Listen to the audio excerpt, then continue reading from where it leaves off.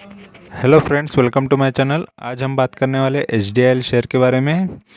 और ये शेयर मेरे पोर्टफोलियो में और बहुत टाइम से है, और इस पर मैं रिव्यू देना चाहूँगा क्योंकि ये ऑलरेडी पेनी स्टॉक है और मोस्ट ऑफ लोगों को पेनी स्टॉक बहुत पसंद आते हैं क्योंकि उनको लगता है कि वो पेनी स्टॉक उनको बहुत कमा के देगा, बहुत मालामाल कर देगा। तो ये सारी चीज़ें हम आज बात करेंगे, और मैं कब से इसको होल्ड कर रहा हूँ और कितना टाइम से इसमें हूँ, और मुझे क्या प्रॉफिट में हूँ या लॉस में हूँ, ये सारी चीज़ें मैं आपको बताने वाला हूँ। ठीक है, तो यहाँ पे housing development and infrastructure limited doing business as a HDIL is a Indian real estate development company based in Mumbai. तो मुंबई में है ये कंपनी, HDIL और कंस्ट्रक्शन कंपनी है। और इसका स्टॉक जो प्राइस चल रहा है अभी 4.5 रुपये का प्राइस चल रहा है। ठीक है, और ये आज के दिन यानी 10 फरवरी को ये थोड़ा 2% गिरा हुआ है। और ये 1996 में ये फाउंडेड है, मतलब तब से ये कंपनी काम कर रही है। इसके नंबर ऑफ़ एम्प्लॉयज़ 2012 का डेटा है यहाँ पे, जो 1142 यानी 1142 लोग इसमें काम करते थे। तो यहाँ पे जितना डेटा है विकिपीडिया पे मैंने आपको दिखा दिया, और भी डेटा है, आप चाहिए तो पूरा कंप्लीट इसमें पढ़ सकते हो, लेकिन मैं अभी इसका आपको वेबसाइट दिखाऊंगा। ये इसका वेबसाइट, और वेबसाइट तो बहुत खूबसूरत नज़र आ रही है। ठीक है, तो ये घर है, इस टाइप के घर बनाते हैं, ये कंस्ट्रक्शन में है। इनके प्रोजेक्ट्स भी आप देख सकते हो कि कौन से इनके प्रोजेक्ट्स से मैं यहाँ पे नीचे आपको दिखा दूंगा। तो बहुत अच्छा ये कंस्ट्रक्शन करती है। ठीक है, रियल एस्टेट के बिज़नेस में है ये। तो ये इनके प्रोजेक्ट्स है, फीचर्स प्रोजेक्ट। यहाँ पे इतने बड़े बड़े टावर्स ये बनाती है। ठीक है, और मैजेस्टिक टावर ये, और whispering towers, premier exotica residency park 2, तो ये इसी ने बनाए हैं। तो ज़बरदस्त इनका बिज़नेस तो है, और बिज़नेस यानी इनका कामकाज तो अच्छा नज़र आ रहा है, बट शेयर इतना सस्ता क्यों है ये भी हम देखेंगे है?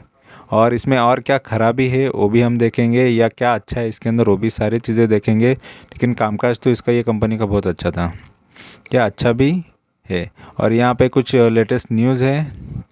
लेटेस्ट यानी कोई न्यूज़ यहाँ पे ऑलरेडी फ्लैश हो रहा है, दिख रहा है। ठीक है, तो वो पढ़ सकते हो। यहाँ पे NCLT के बारे में न्यूज़ चाहिए तो HDIL is undertaking corporate insolvency resolution process. ठीक है, और person to provision of insolvency and bankruptcy code 2016 as order by honourable national company law tribunal, ये NCLT होता है, Mumbai bench. Vide order dated 20th August 2019, the affairs business and asset of HDIL are currently being managed। और कौन manage कर रहा है, तो अभय N मनुधने। ठीक है, तो ये अभी मैनेज कर रहे हैं। और यहाँ पे ये न्यूज़ का मतलब है कि ये ये कंपनी का दिवाला निकल रहा है या दिवाला निकल गया है, इसके लिए इन्होंने अप्लाई किया था, क्योंकि इन पर लोन जो है वो अगर कंपनी नहीं चुका पाती है तो उसका वो दिवालिया घोषित किया जाता है, और उसके असेट वगैरह बेच के फिर जिनका उन्होंने कर्जा लिया रहता है उनको दे दिया जाता है पैसे। ठीक है, तो ये होता है, यानी कम्प्लीटली बर्बाद समझ लो। तो ये सारी चीज़ें हम पहले और डिटेल में देखेंगे इसके, जब हम शेयर के बारे में बात करेंगे। तो वो डिटेल देखने के लिए आपको चैनल पहले सब्सक्राइब करो, क्योंकि फुल डिटेल में मैं वीडियो बनाता हूँ, और अच्छे से आपको उसके बारे में, शेयर के बारे में पता चलेगा, और तभी आपको सही डिसीज़न लेना है वो शेयर को बाय करना है या नहीं करना है। ठीक है, तो चलो देखते हैं शेयर की तरफ। यहाँ पर आप देख सकते हो कि इसका जो मनी कंट्रोल पे प्राइस दिखा रहा है वो 4.5 रुपये का है, और NSE BSE पे भी ये ट्रेड होता है। तो इजीली इसमें कोई भी ट्रेड कर सकते हैं। और इसके चार्ट्स देख लो, तो चार्ट में किस तरीके का मूवमेंट रहता है, तो अप डाउन ज़्यादा यहाँ पे नज़र आता है। लेकिन आज ये 2% यानी 10 तारीख को 2% गिर चुका है, 10 फरवरी को। ठीक है, और ये इसका जो 52 वीक लो है ये 4 रुपये 15 पैसा है, और 7 रुपये 10 पैसा इसका 52 वीक हाई है। तो हाई से ये लगभग बहुत नीचे है। और यहाँ पे इसमें 4 स्ट्रेंथ है, 6 वीकनेसेस है, एक अपॉर्चुनिटी है, एक थ्रेट है। तो 4 स्ट्रेंथ कौन सी है इसमें? तो high growth stock with the promoters increasing share holding. तो प्रोमोटर इसमें शेयर होल्डिंग बढ़ा रहे हैं, तो ये एक अच्छी न्यूज़ होती है, मतलब प्रमोटर ये कंपनी पे भरोसा रख रहे हैं, कंपनी में शेयर्स बढ़ रहे हैं। तो ये एक गुड न्यूज़ है और गुड स्ट्रेंथ है इसका। और वीकनेसेस में यहाँ पे नज़र आ रहा है declining in net profit with the falling profit margin quarter on quarter. तो प्रॉफिट मार्जिन तो गिर रहा है, प्लस नेट प्रॉफिट भी गिर रहा है, तो ये एक वीकनेसेस है, ठीक है। और ऐसे और 5 वीकनेसेस है, मतलब टोटल 6 वीकनेसेस है। अपॉर्चुनिटी है एक इसमें, जो इसका पी सस्ता है या पी बहुत 10 से भी कम है। तो ऑलरेडी यहाँ पर पी नहीं दिखा रहा है, और कहीं पे पी इसका दिखाता रहेगा तो वो भी मैं आपको दिखा दूंगा, ठीक है, क्योंकि हम लोग ऑलरेडी 2-3 जगह से इसका डेटा स्टडी करते हैं। और यहाँ पे थ्रेट में देखेंगे तो देखो रेड फ्लैग बता रहे हैं, forms link on ongoing regulatory और इन्वेस्टिगेशन और लीगल कुछ प्रोसेस इसमें चल रहा है इस पर। ये थ्रेट है, ये डर है कंपनी में, ठीक है। ओवरव्यू इसका बताया, देखो ओवरव्यू में इसका मार्केट कैपिटल शो कर रहा है 213 करोड़ का। और यहाँ पे अदर कोई डेटा नहीं है, डिविडेंड का तो हो भी नहीं सकता क्योंकि ऑलरेडी कंपनी बहुत प्राइस कम है इसका और कंपनी लॉस मेकिंग है, तो डिविडेंड कहाँ से देगी। फेस वैल्यू 10 का है और पी भी नहीं दिखा रहा है, बुक वैल्यू माइनस में है। बुक वैल्यू असेट के ऊपर डिपेंड होता है, तो माइनस है। ईपीएस अर्निंग पर शेयर तो वो भी माइनस ही है। और अभी इसका हम एडवांस चार्ट देखते हैं, तो एडवांस चार्ट से हमको आइडिया आ जाएगा कि शेयर किस तरीके से परफॉर्म किया है इसने पूरे टाइम में जब से ये कंपनी है। तो 10-20 साल का आपको यहाँ पे डेटा मिल जाएगा। तो सबसे पहले हम इसका 1 साल का ही डायरेक्ट चार्ट देखेंगे, जिससे आपको पूरे साल भर में किस तरीके से मूव किया है ये आपको पता चलेगा। तो ये शेयर देखो 5 रुपये का 5 रुपये 15 पैसे के लो से ये कंपनी स्टार्ट होती है। तो उसने एक हाई बनाया 6 रुपये का, ठीक है, 5 से 6 हुआ था, फिर गिर गया था, फिर थोड़ा ऊपर गया, फिर डाउन आया, फिर इसने डाउन मारा था ये 4 रुपये 35 का। तो 4 रुपये 35 के बाद फिर से एक हाई मारा ज़बरदस्त, तो ये हाई है लगभग 6 रुपये 90 पैसा। 6 रुपये 90 से फिर डाउन आया, फिर अप गया, फिर डाउन आया, फिर थोड़ा अप गया। तो ये मैं इस चीज़ का ये इतना डिटेल इसलिए बता रहा हूँ क्योंकि शेयर में अप डाउन आते रहता है, ठीक है। तो वहाँ से फिर बाद में देखो शेयर कंटिन्यू गिरता है, तो इस तरीके से गिरता भी है कंटिन्यू। तो ये गिरा है, तो देखो ये कितना अभी इसका प्राइस नज़र आ रहा है, तो 4 रुपये 15 पैसे पे यहाँ पे डाउन साइड नज़र आ रहा है, ठीक है। फिर वहाँ से फिर से बढ़ता है, तो यहाँ पे 5 रुपये 80 पैसे का हाई बनाता है, फिर डाउन आता है, फिर यहाँ पे एक अच्छा हाई बनाता है डाउन आने के बाद 5 रुपये 70 का, फिर यहाँ पे डाउन बनाता है 460 का, और बाद में एक हाई बनाता है 6 रुपये 80 पैसे का, ठीक है। तो ये 7 रुपये 10 पैसे का भी हाई है यहाँ पे 12 जनवरी को, फिर 7 रुपये से फिर ये डाउन आता है। तो ये शेयर में बहुत अप एंड डाउन चलते रहता है, ठीक है। और 1 साल में तो हमने देख लिया, अभी 5 साल में देखो, तो 5 साल में तो कोई देखने लायक है ही नहीं। तो इस तरीके से दिख रहा है कि शेयर कितने ज़बरदस्त गिरा हुआ है। यहाँ से बढ़ते गया, वो 70 रुपये का था और तब से ये बढ़ते गया, और ये फिर बाद में 101 हुआ था, फिर उसके बाद ये डाउन साइड आया, ठीक है। तो ज़बरदस्त इसके बाद ये गिरा है, और गिरते गिरते अभी जो प्राइस है 4 रुपये का। तो इसका हाई इसने बनाया था वो मैं बता देता हूँ, 5 साल के अंदर एक हाई बनाया था, वो 101 रुपये का हाई है। और मैं आपको ये भी बताऊँ कि इसमें मैंने इन्वेस्टमेंट कब किया था। तो इसमें मैंने इन्वेस्टमेंट किया था लगभग फेब में 2017 में। तो 5 साल मुझे कंप्लीट हो गए, 9 फेब को कुछ मैंने इसमें इन्वेस्ट किया था। तो अगर यहाँ पे जनवरी दिख रहा है, यहाँ पे फेब भी दिख रहा है, ठीक है। तो 9 फेब को मैं इसमें इंटर हुआ था और 70 रुपये का कुछ मेरा बाइंग था। तो यहाँ पर ही वो प्राइस होना चाहिए, ठीक है।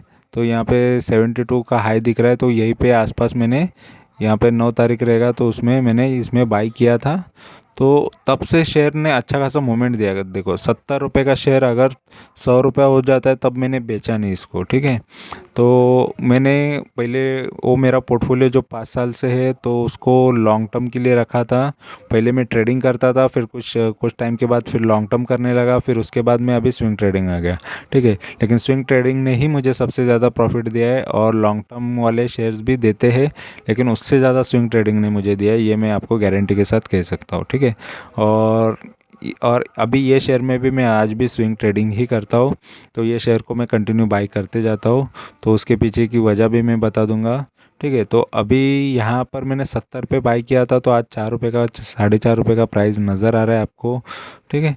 तो ये ज़बरदस्त गिरा है, फिर भी मैं इसको बाई करते करते आज वो फिर भी उसको 40% डाउन पे लाया हूँ, ठीक है। और 70 से इतना डाउन आना बहुत ज़्यादा डाउन होता है, ठीक है। तो फिर भी आज वो धीरे धीरे और 10-20% पे आ जाएगा, फिर 15, फिर एक दिन वो कम्प्लीटली उसमें से मैं निकल जाऊंगा, ठीक है। तो ये होता है शेयर मार्केट में। आप लॉन्ग टर्म के हिसाब से चलते हो, देखो वो टाइम पे प्रॉफिट हो गया था, ले नहीं लेते तो ये चीज़ हो जाती है। उसके बाद उसने मौका ही नहीं दिया, वो गिरते गया गिरते गया गिरते गया, क्योंकि वो हाई से गिरते गया। अगर वो टाइम पे, क्योंकि मैं लॉन्ग टर्म के हिसाब से सोच के छोड़ देता था, जो भी शेयर जितना भी प्रॉफिट हो छोड़ देने का, ठीक है। तो देखा जाएगा करके। तो लेकिन कोई कोई कभी कभी शेयर्स बहुत ख़राब निकल जाते हैं, उसका टाइमिंग ख़राब निकल जाता है। लेकिन देखो स्टार्टिंग में प्रॉफिट दिया, वो नहीं लेने के बाद फिर बाद में लोगों को पछतावा होता है। तो यहाँ पर ऐसे बहुत सारे शेयर रहेंगे। मेरे तो 80% शेयर लॉन्ग टर्म वाले शेयर्स ख़राब हो गए, और एक टाइम पे बहुत अच्छे थे लेकिन बाद में ख़राब हो जाते। आप चाहिए तो आप खुद भी ये ट्राई कर लो, आप भी कोई शेयर्स लोगे, ऐसे 10-20 शेयर भी लोगे, उसमें से 70-80% तो शेयर ख़राब ही हो जाएंगे कुछ साल बाद, और 10 या 20% ही वो अच्छे निकलेंगे, ठीक है। अगर आप हाई रिस्क वाले नहीं लेते, मतलब अगर आप बहुत ही अच्छे लेते, जैसे बहुत ब्लू चिप जिन्हें कहा जाता है, ठीक है, तो वैसे शेयर शायद आपको उतना लॉस नहीं करके देंगे, क्योंकि वो प्रॉफिट कर सकते हैं, क्योंकि वो ऑलरेडी उनका मार्केट कैपिटल ज़्यादा होता है। तो ब्लू चिप वाले के बारे में ज़्यादा बोल नहीं सकता, लेकिन जो मिड कैप है या स्मॉल कैप है, उसमें थोड़ा प्रॉब्लम हो सकता है, ठीक है। तो यहाँ पर ये चीज़ होती है, तो इस वजह से थोड़ा मार्केट रिस्की कहलाता है, ठीक है। 5 साल में ही शेयर का भाव देखो क्या हो गया। अभी इसका मैक्स देखेंगे, तो मैक्स में इसका यहाँ पे देखो ये कहाँ से गया, ये 416 से ये यहाँ पर 411,113 यानी 1,113 रुपये हो गया। 1,113 रुपया ये कब था? 2008 में। 2008 में जो इतना हाई मारा, उसके बाद देखो ज़बरदस्त गिरा इसने। जो डाउन दिखाया वो डायरेक्ट 62 का, तो 90% तो ये शेयर पूरा कम्प्लीटली गिर गया था। फिर उसके बाद भी आज भी इसकी हालत बहुत ख़राब है, तो कम्प्लीटली ये डाउन ही आ गया, बहुत ख़राब उसकी हालत हो गई। और अभी तो पूरा अभी जब जैसा चल रहा, फिर उसके बाद थोड़ा उछाल करने के बाद फिर डाउन साइड ही आया। तो ये होता है शेयर मार्केट में, और ये 2008 की मंदी ने इसको पूरा ख़राब कर दिया। क्योंकि मंदी आ जाती है तो बहुत सारे शेयर या बहुत सारी कंपनियों को लॉस देता है। जैसे कोविड में भी बहुत सारी कंपनियों को बहुत सारा लॉस हो गया है होगा, और बहुत सारी कंपनियां डूब जाती है। तो मंदी आ जाती है या कोई ऐसा एनवायरनमेंट में कुछ न्यूज़ आ जाता है जिससे बहुत सारी कंपनियों को इम्पैक्ट या बिज़नेस को इम्पैक्ट पड़ता है, उससे ख़राबी हो जाती है। तो इस वजह से ये शेयर में इस तरीके का प्रॉब्लम हो गया है, और ऐसा होता भी है। तो देखो किस्मत की बात है, और इसीलिए बोलते हैं शेयर मार्केट रिस्की है, और हमेशा देखना चाहिए। लॉन्ग टर्म के लिए भी इन्वेस्ट करो तो उसका हमेशा उस चीज़ को देखते रहना चाहिए, उसका फाइनेंशियल देखते रहना चाहिए, उस पर न्यूज़ देखते रहना चाहिए। नहीं तो आँख बंद करके बैठोगे तो ये हाल हो सकते हैं, ठीक है। तो लॉन्ग टर्म वालों को ये मेरा सजेशन है, लॉन्ग टर्म के लिए लेने वाले कोई भी शेयर को देखते रहो। 1 हफ्ते बाद देखो, 2 हफ्ते बाद देखो, और किसी से गाइडेंस लो, ठीक है। और ये ज़रूरी होता है, ठीक है। अभी इसका हम प्राइस एंड वॉल्यूम देखेंगे तो ऑलरेडी देखो 3 साल में तो ख़राब भी नज़र आएगा, तो कोई अच्छा यहाँ पे चीज़ है नहीं इसमें, ठीक है। तो यहाँ पर आप देख सकते हो 3 साल का जो लॉस बता रहा है 80% का लॉस। जो भी इन्वेस्टर 3 साल से भी इन्वेस्टेड है उसको भी 80% का लॉस हो गया, तो ये बड़ा लॉस है, ये तो कुछ भी नहीं है। 1 महीने का फिर भी 30% का है, और ये ज़बरदस्त इसने लॉस दिया हुआ है। तो बहुत ख़राब है सिचुएशन ये शेयर की। और यहाँ पर मोस्ट ऑफ लोग अट्रैक्ट होते हैं पेनी स्टॉक को देख के, क्योंकि उनको लगता है ये एक टाइम पे इतना अच्छा था तो ये फिर से वो प्राइस आएगा, तो बहुत डिफ़िकल्ट होता है वो प्राइस आने के लिए। और यहाँ पर ये पुराना न्यूज़ है, India's micro economic fundamental strong, recovery underway Deepak Parikh. तो इसके अंदर ये इसका नाम होगा HDIL का जो रिकवरी हो रहा है करके, ठीक है। और यहाँ पर यहाँ की जो मनी कंट्रोल की जनता है इसके बारे में बता रही है कि बाई करके चल सकते हो। 50% लोग बोल रहे बाई करो, 50% सेल करो, तो दोनों 50% इसमें बता रहे हैं। और यहाँ पे कॉरपोरेट एक्शंस जो 22 जनवरी को इसका रिज़ल्ट आया था उसके बारे में बताए हैं, ठीक है। तो अनऑडिटेड जो रिज़ल्ट है पुराने रिज़ल्ट हैं, और यहाँ पर जब तक के रिज़ल्ट हो यहाँ पे बताए हुए हैं। इसके रेवेन्यू देखो घटते जा रहा है, ये 5 साल का रेवेन्यू। और नेट प्रॉफिट की बात करें तो नेट प्रॉफिट भी तो देखो, प्रॉफिट वो टाइम पे थोड़ा बहुत तो था 2019 तक, उसके बाद ये पूरा लॉस में चला गया, ठीक है, 2020 में। तो पूरा ये फाइनेंशियल इसका हम डिटेल में आगे देखेंगे, तो कितने उसके नंबर्स देखेंगे। शेयर होल्डिंग पैटर्न में तो कुछ भी यहाँ पे डेटा अवेलेबल नहीं है, तो नो डेटा फॉर समरी, तो इसमें कुछ भी अवेलेबल यहाँ पे नज़र नहीं आ रहा है। तो अभी हम इसका फुल फाइनेंशियल देखेंगे, चलो देखते हैं। यहाँ स्क्रीनर पे हम इसका फाइनेंशियल देखेंगे, तो फाइनेंशियल इसका कैसा है ये अभी मैं आपको बताऊंगा। तो सबसे पहले तो मैं हमेशा की तरह प्रॉज एंड कॉन्स देखता हूँ, लेकिन इसमें प्रॉज एंड कॉन्स कुछ भी नहीं है, मतलब पॉजिटिव नेगेटिव कुछ पॉइंट इन्होंने बताए नहीं है, ठीक है। तो है भी नहीं इसके अंदर कुछ। क्वार्टरली रिजल्ट्स देखो तो 2021 तक के रिजल्ट्स यहाँ पे अवेलेबल है, तो कंप्लीट यहाँ पर आप देख सकते हो। सेल्स 2018 से 166 करोड़ का सेल करती थी 2018 के जून में, उसके बाद सेल में थोड़ा बढ़त आई थी, फिर उसके बाद घटते गया। देखो सितंबर 2018 से सेल्स घटते गया, फिर जून के अंदर भी अच्छा आया था सेल्स, और जून 19 को और जून 2000 सितंबर 2019 को भी अच्छा आया, फिर दिसंबर में बहुत ही ख़राब हो गया। तो फिर वहाँ से बहुत इसके मतलब सेल्स की पूरी वाट लग गई, और ये देखो बहुत बेकार इसका सेल्स होने लगा, और फ़िलहाल तो अभी ये लॉस में है। और एक्सपेंसेस भी देख लो, एक्सपेंसेस भी उसी हिसाब से इसमें थे। यहाँ पर भी देखो सेल्स अच्छा किया लेकिन एक्सपेंसेस ज़्यादा हो गए, क्योंकि ऑलरेडी लोन वगैरह होने की वजह से इनके एक्सपेंसेस ज़्यादा हो जाते हैं। और यहाँ पे नेट प्रॉफिट की बात करेंगे तो नेट प्रॉफिट स्टार्टिंग में था 2018 में 24-25 करोड़ का था। यहाँ पे उसके बाद थोड़ा प्रॉफिट घटते गया, एक बार खाली 55 करोड़ तक, यानी 54.64 था। उसके बाद ये थोड़ा घटते गया प्रॉफिट, और यहाँ पे तो सबसे बड़ा लॉस यहाँ पे नेट प्रॉफिट का बता रहा है, क्योंकि एक्सपेंसेस बढ़ गए थे। तो और यहाँ पर ये जो दिखा रहे हैं, तो ये भी एक अदर इनकम जो है उसमें भी लॉस किया उन्होंने, तो ये वो भी उसमें भी घाटा होने की वजह से इनका ज़बरदस्त लॉस यहाँ पे नज़र आ रहा है। और ये कंप्लीट ये लॉस में ही है, अभी तो ज़ीरो बता रहे हैं, ठीक है। और प्रॉफिट एंड लॉस की बात करेंगे तो देखो प्रॉफिट एंड लॉस में सेल्स 2010 में जो सेल्स था एक टाइम पे 1400-1500 करोड़ तक का सेल्स करती थी, फिर 1800 करोड़ का सेल हुआ, उसके बाद थोड़ा कम हुआ, आधा हो गया सेल्स 2012 में, फिर थोड़ा और कम होते होते देखो फिर थोड़ा बीच में स्टेबल हो गया बट उसके बाद थोड़ा कम ज़्यादा होते होते अभी तो ज़ीरो सेल्स हो गया है। तो कंपनी का ऑलरेडी कुछ है नहीं। और यहाँ पे नेट प्रॉफिट की बात करेंगे तो 596 करोड़ का है।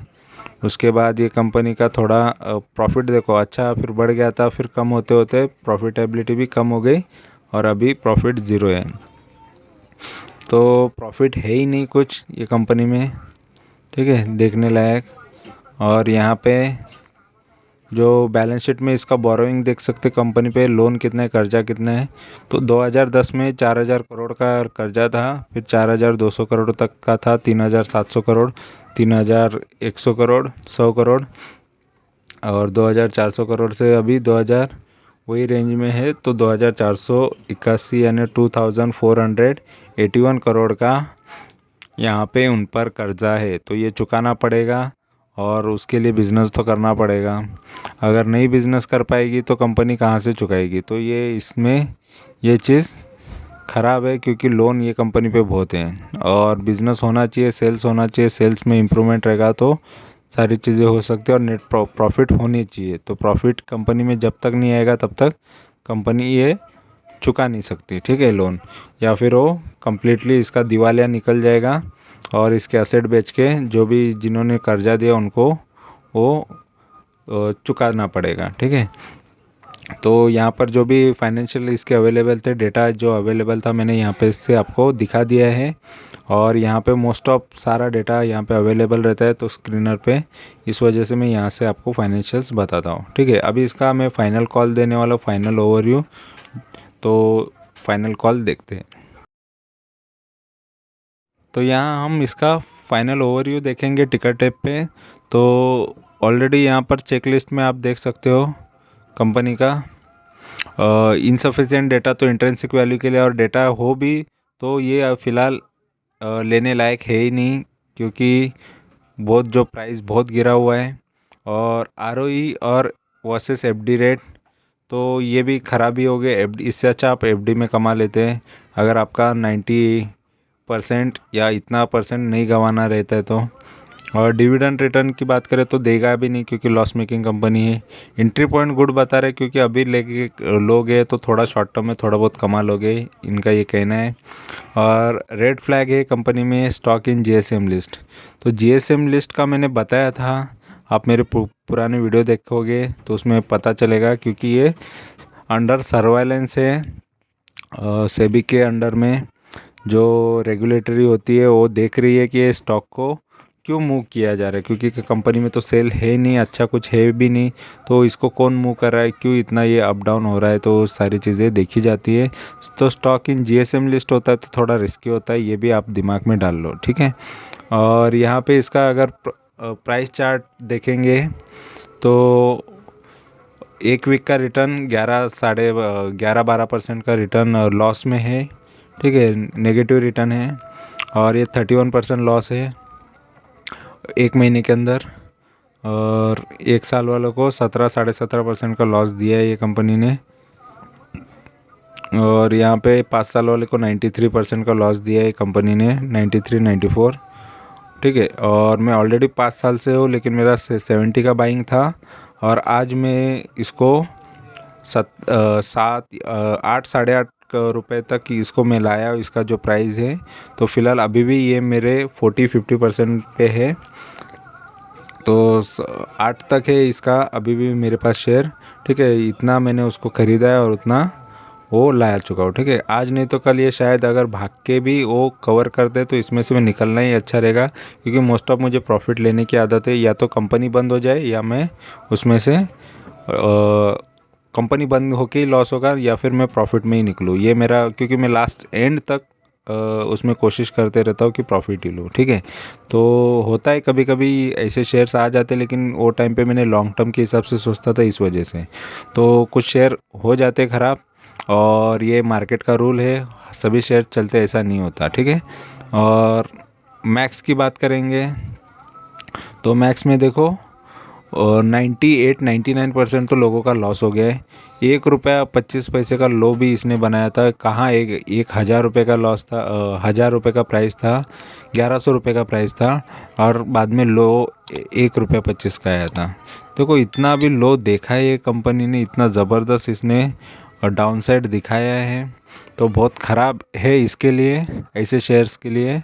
तो बहुत नेगेटिव रिटर्न है, मतलब पूरा कैपिटल आपका खा गया। अगर आपने 1 लाख रुपए लगाया रहता तो 1 लाख रुपए कम्प्लीटली लॉस हो गया रहता। तो इसीलिए कभी भी शेयर पे इतना कॉन्फिडेंस मत रखो, ठीक है।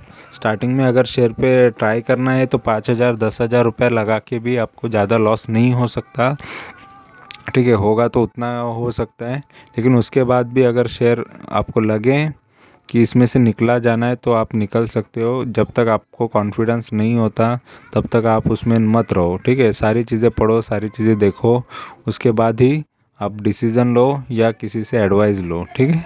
सही एडवाइस लो और आपको वो चीज़ सही लगी तो ही आप वो चीज़ करो, ठीक है। और SIP करने वाले देखो 29% का लॉस उनको होता अगर उन्होंने 5 साल से SIP किया होता, तो SIP वाला भी लॉस में ही होता। तो ऑलरेडी बहुत लोग, सभी को इसने लॉस ही दिया है। यहाँ पे प्रॉफिट की बात यहाँ पे कहीं पर दिख नहीं रही है। स्टार्टिंग में लोगों को प्रॉफिट हुआ, बट उसके बाद इसने लॉस ही दिया है, ठीक है। तो कंपनी ऑलरेडी बहुत ख़राब नज़र आ रही है, और फ़िलहाल ये मेरे पास है, और इसमें से मैं प्रॉफिट निकालने की कोशिश कर रहा हूँ। और ऑलरेडी ये मेरे पास लॉन्ग टर्म वाला पोर्टफोलियो जो है उसमें है। और मैं एक्चुअली ऐसे शेयर्स रिकमेंड नहीं करना पसंद करता, क्योंकि ये बहुत हाई रिस्की होते हैं। लेकिन मोस्ट ऑफ लोगों को पेनी स्टॉक बहुत पसंद होते हैं। जो जिनको रिस्क लेना है वो अपने ऊपर जितना रिस्क लेना है वो ले सकते हैं, अपने दम पे ले सकते हैं, कि उनको लगता है कि अगर उनको 5,000 का ज़्यादा और बना सकते हैं। क्योंकि यहाँ से मैं तो डबल एक्सपेक्टेशन रखूँगा, फिर डबल से फिर मेरा प्रॉफिट उसमें से और बढ़ा के फिर मुझे बेचना रहेगा। लेकिन ये उसमें कोई पॉजिटिव न्यूज़ आई या पॉजिटिव चीज़ें हुई तो ये चीज़ें पॉसिबल होगी, नहीं तो कंपनी एक ना एक दिन फिर डूब भी सकती है, ठीक है। अगर कंपनी बच गई तो ये पॉसिबल है। आज भी इसमें कैपिटल है थोड़ा, जैसे यहाँ पे 218 करोड़ कैपिटल अभी भी इसमें है, ठीक है। तो कंपनी में पैसा अभी भी बहुत लोगों का लगा हुआ है। तो यहाँ पे रिस्क है, जिसको रिस्क लेना पसंद हो रिस्क ले सकता है, लेकिन मैं तो मोस्ट ऑफ लोगों को बोलूँगा ऐसे स्टॉक से अवॉइड करें। ऑलरेडी बहुत सारे ऐसे शेयर्स होते हैं जो आपको लॉस दे सकते हैं। लेकिन अभी की जो मेरी हमेशा स्ट्रैटेजी यूज़ करता हूँ वो है स्विंग ट्रेडिंग की। और बहुत सारे अच्छे अच्छे शेयर्स मैंने बताए, लेकिन वो अच्छे शेयर छोड़ के लोगों को ख़राब शेयर तुरंत पसंद आ जाते हैं। मैंने देखा है जितने भी ऐसे पेनी स्टॉक का वीडियो बना के डाल दिया, वो सबसे ज़्यादा लोगों को पसंद आता है, क्योंकि उनको लगता है पेनी स्टॉक ही उनकी किस्मत बदल सकता है। और मैं एक सच बात बताना चाहूँगा मेरी लाइफ की, रियल लाइफ की, जो अच्छे स्टॉक है या फिर जो भी एकदम वैल्यूएबल लगता है, उसका मार्केट कैपिटल बहुत अच्छा है, वो वैसे ही शेयर ने मुझे कमा के दिया है सबसे ज़्यादा। और जिसमें थोड़ा कुछ ना कुछ डाउट रहता है, उसमें कुछ प्रॉब्लम रहता है, वो कंपनी ने लॉस किया ही है। लॉस मतलब यही होता है कि अगर उसका पोर्टफोलियो का वैल्यू डाउन हो जाता है, उसके शेयर्स की वैल्यू डाउन हो जाती है, मतलब वो आपका लॉस ही कहलाता है। जब तक लेकिन आप बुक नहीं करते हो लॉस दिखता रहेगा, ठीक है। तो इस वजह से आपको उसमें से निकलना है तो सही डिसीज़न लेना पड़ता है। या तो लॉस बुक कर लो या फिर फ्यूचर उसका देखो, उसमें ट्राई करो। तो मैं यहाँ पे ये कोशिश करते ही रहता हूँ कि इसमें कई कुछ दिन बाद थोड़े थोड़े इसके शेयर्स लेते रहता हूँ। तो अभी इसका जो प्राइस है यहाँ पर भी मैं चाहूँ तो और भी लूँ। तो फ़िलहाल मैं तो हाई रिस्क लेता हूँ, इस वजह से शायद जाके मुझे और भी अच्छा प्रॉफिट होता है। लेकिन ये आप पर डिपेंड करता है आपको कितना रिस्क लेना है, ठीक है।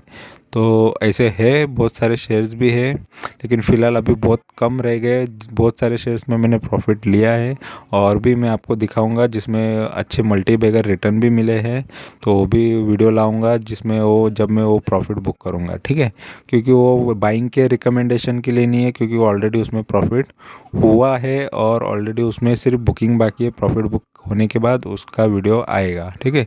जो लॉन्ग टर्म या 7 से 8 महीना या साल भर से ज़्यादा भी उसमें होल्ड करने के बाद अच्छा प्रॉफिट मिला है, वैसे शेयर्स भी मेरे पोर्टफोलियो में है और उसमें जल्दी से प्रॉफिट बुकिंग के बाद मैं उसका वीडियो ज़रूर लाने वाला हूँ। ठीक है, फिलहाल जो शेयर्स अभी अंडर परफॉर्म है या उसकी वैल्यू अभी भी डाउन है, वैसे शेयर्स में ला रहा हूँ, क्योंकि उससे आपको उतना आइडिया आ जाएगा कि अगर आपको लगता है कि आपको बाय करना है तो आप बाय करो, तो आप भी मेरे साथ साथ प्रॉफिट कर लोगे। ठीक है, और बाकी जी मर्ज़ी आपकी है। शेयर तो ऑलरेडी ख़राब ही है, मैं ये नहीं बोलूँगा बहुत शेयर अच्छा है, शेयर तो ख़राब ही है। बाकी मर्ज़ी आपकी है। ख़राब शेयर बहुत लोगों को पसंद आते हैं और मेजॉरिटी लोगों को मैंने यही देखा है कि ख़राब ही शेयर ज़्यादा पसंद है, कचरा ही पसंद आता है।